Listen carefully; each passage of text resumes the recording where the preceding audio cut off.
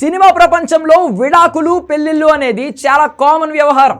ఈ మధ్యకాలంలో చాలామంది స్టార్ హీరోలు హీరోయిన్లు విడాకులు ఇచ్చిపుచ్చుకుని మరో పెళ్లి చేసుకోవడం అనేది చాలా సర్వసాధారణంగా మారిపోయింది. చిన్న హీరోల నుంచి పెద్ద హీరోల వరకు ప్రతి ఒక్కరూ ఇదే ఫాలో అవుతున్నారు. ఈ మధ్యకాలంలో మన టాలీవుడ్లో కూడా విడాకుల వ్యవహారం కాస్త హాట్ టాపిక్ అవుతోంది. నాగ చైతన్య సమాంత విడాకుల వ్యవహారం నేషనల్ వైడ్గా పాపులర్ అయింది. ఆ తర్వాత శోభితాని పెళ్లి చేసుకోవడంపై చాలామంది చాలా ఒపీనియన్స్ షేర్ చేశారు సోషల్ మీడియాలో. అయితే అది పెద్ద ఎత్తున రచ్చ అయింది. ఇక బాలీవుడ్ విషయానికి వస్తే ఆమీర్ ఖాన్ విడాకుల వ్యవహారం ఒక సెన్సేషన్.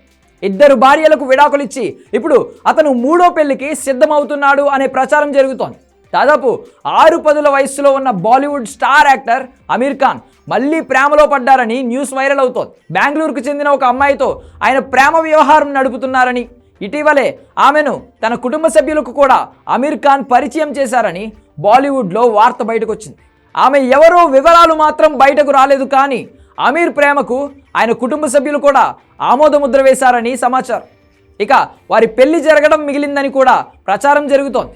ఈ పెళ్లి జరిగితే ఆమీర్ ఖాన్ జీవితంలో ఇది 3వ వివాహం అవుతోంది. ఆమీర్ ఖాన్ మొదటి పెళ్లి 1986లో రీనా దత్తాతో జరిగింది.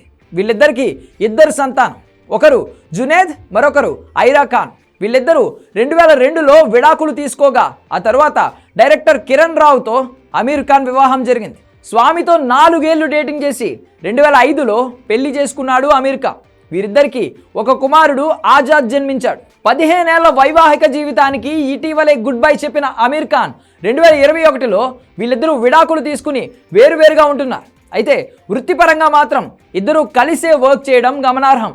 అయితే తన 3వ పెళ్లి విషయంలో ఆమీర్ ఖాన్ మాత్రం అటు కాదనట్లేదు, ఇటు అవునని సమాధానం చెప్పట్లేదు. ఇటీవల ఓ మీడియా ఛానల్తో మాట్లాడుతూ తాను సింగిల్గా ఉండలేనని, ఖచ్చితంగా పెళ్లి చేసుకుంటానని, అయితే తన పిల్లల గురించి కూడా ఆలోచించాల్సి ఉంటుందంటూ కమెంట్ చేశాడు. ఖచ్చితంగా ఆమీర్ ఖాన్ 3వ పెళ్లి జరగబోతుంది అనే సిగ్నల్స్ కూడా వస్తున్నాయి. ప్రస్తుతం సినిమాలతో బిజీగా ఉన్న ఆమీర్ ఖాన్ పెళ్లి న్యూస్ గురించి ఎప్పుడు బయట పెడతారో వేచి చూడాలి.